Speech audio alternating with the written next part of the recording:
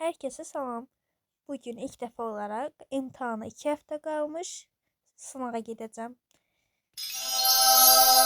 Əvvəlcə çantamı yığmaqla başlayıram. Çantanı 3 hissəyə ayırdım. Ən ortaya ən vacib olanlar, yəni şəxsiyyət vəsiqəsi və pulqabı.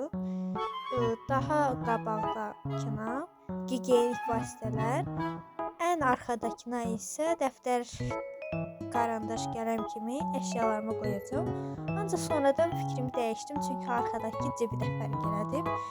Qərara gəldim ki, daha vacib olanları, yəni imtahanda istifadə edə biləcəklərimi ora qoyum. Məsələn, qələm, karandaş. Daha sonra isə yadımdan çıxmış bir-iki də şeyi əlavə edib yola çıxıram.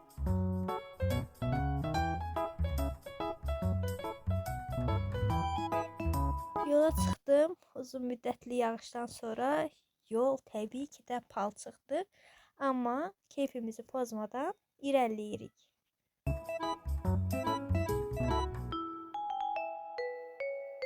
Burada isə kanalımın gözəlliyini göstərdim. Yolda marketə dəyir, su, salfetka kimi ehtiyaclarımı alıram. İmtahan verəcəyim yerə gəlib çıxanda görürəm ki, hələ 2 saat yarım vaxtım var. Bunu dəyərləndirib kurasan yeyirəm. Daha sonra isə biraz gəzib imtahan mərkəzinə doğru yollanıram. 3 saat zəhmətdən sonra sınağı verib qurtarıb evə doğru yollanıram. Daşın üstündə pişikləri görüb onlara qısaca salam deyirəm. Daha sonra evə daxil oluram.